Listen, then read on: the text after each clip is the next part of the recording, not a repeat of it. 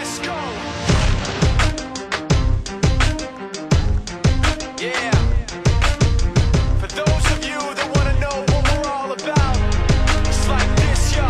This is 10% luck, 20% skill, 15% concentrated power of will, 5% pleasure, 50% pain, 100% reason to remember the name. Yo, this is DJ, the eBay Pirate. Give me some more tips and advice on how to stay alive on eBay.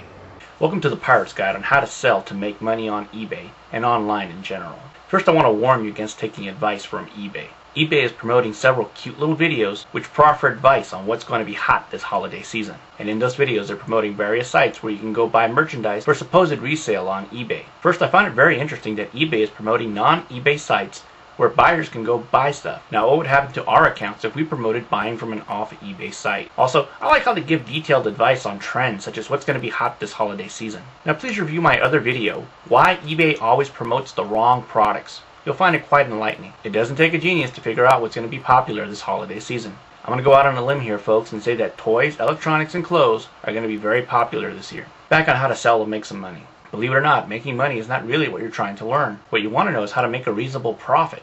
Profit is a key word, folks. Sales mean nothing if you're not making a decent amount of profit. So that means you need to sell items with a healthy profit margin. Well, now that begs the question, what is a healthy profit margin? For me, a healthy profit margin is at least 50 to 300%. The larger my initial investment is, the smaller profit margin I'm willing to tolerate. That means if I buy a $200 item, I'll be happy if it sells for $300, giving me a 50% gross profit margin. Now on a $40 purchase, that $40 item will sell for at least $100, or I'm not going to buy it. Now, there's my own personal criteria for profitability. Your criteria will vary depending on your comfort level with risk. I will make a minimum of $50 profit on my items, or a minimum of 50% return on investment, whichever is greater. If the purchase will not make at least a 50% profit margin, or if I will not earn at least $50 in profit, I won't make that purchase. In the previous example, a $200 investment that would return $250 would be seen as a marginal investment by me, and I would likely pass on it unless I had an excessive amount of cash lying around. I will make a video on cash management at some point as well. This leads me into three very important points. First, you need to make a profit when you buy the item.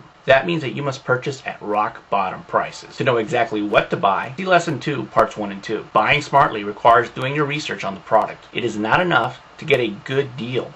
You must get a killer deal in order for it to be profitable for you. See my website for a DVD on how to find killer deals.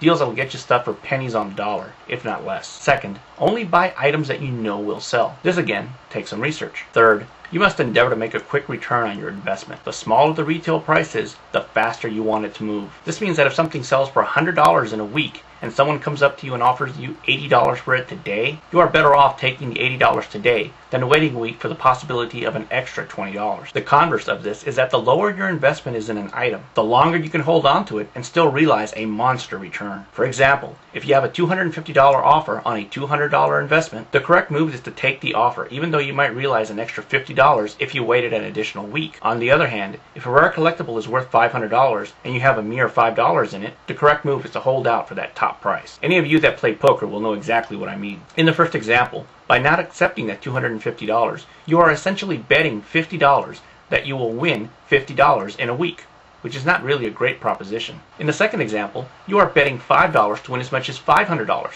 which is a much, much better proposition. In general, it's much better to make a 50% return in a single day than 100% in a week. But as you see, that also depends on the nature of your investment. By the way, top price is defined for me as 80% of the highest price that item is recently traded at. Another thing you have to be is dispassionate about what you are selling. I personally have a hard time with this, as I generally buy things that I like, so I am always forcing myself to sell them. For example, I have gone through about 5 or 6 PlayStation 3s this year. I finally decided just to keep this last one. I figured I've made enough profit on the other 6, which makes this one pretty much free. So you see, you have to be dispassionate enough to sell your stuff without a second thought. Try not to get attached to whatever it is that you're selling. Remember, the goal here is to make a profit, not to collect a bunch of crap. Okay, so far we have covered the following concepts: making your money when you buy and price to make a large margin, and to be dispassionate about what you're selling. Next, if at all possible, you want to acquire your product in quantities that you can reasonably manage. Once you have established your rock bottom price, you may be tempted to go all in and just buy a truckload of this thing. That would be a serious mistake.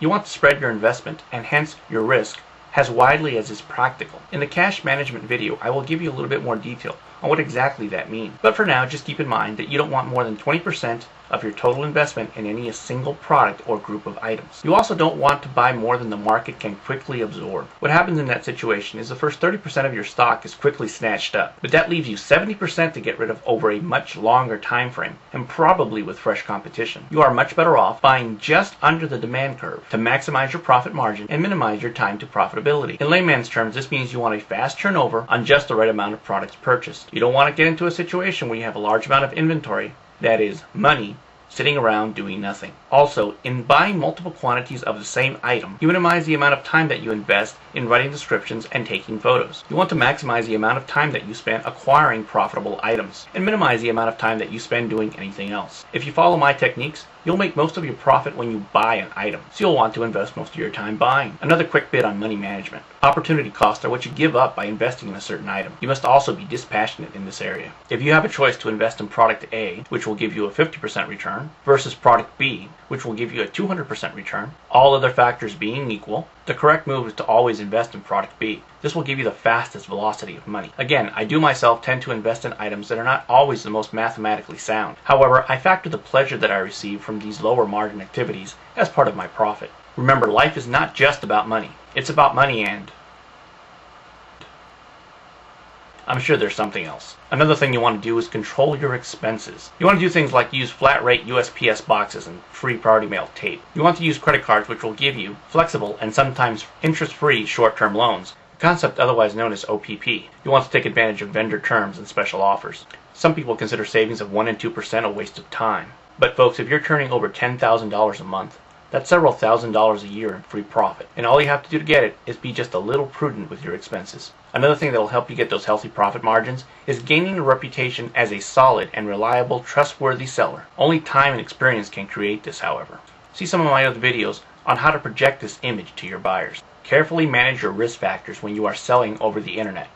My other videos can help you with that as well. Now, multiple accounts can increase your profits geometrically. See my website for the DVD on establishing and maintaining alternate eBay accounts. If your product allows it, always offer upsells for your product. For example, if you're selling a laptop computer that comes with half a gig of RAM, call the buyer up and offer him the upsell to 1 gig of RAM for, let's say, $40 more.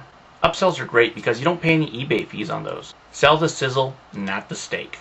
Now, I'm going to do an entire video on that concept. Can't do it here because I'm running short on time. Now, here's a few things that you don't want to do. You don't want to get caught into that free shipping gimmick. There is no such thing as free shipping. You don't want to have a lot of returns, so carefully create your descriptions so that they're accurate.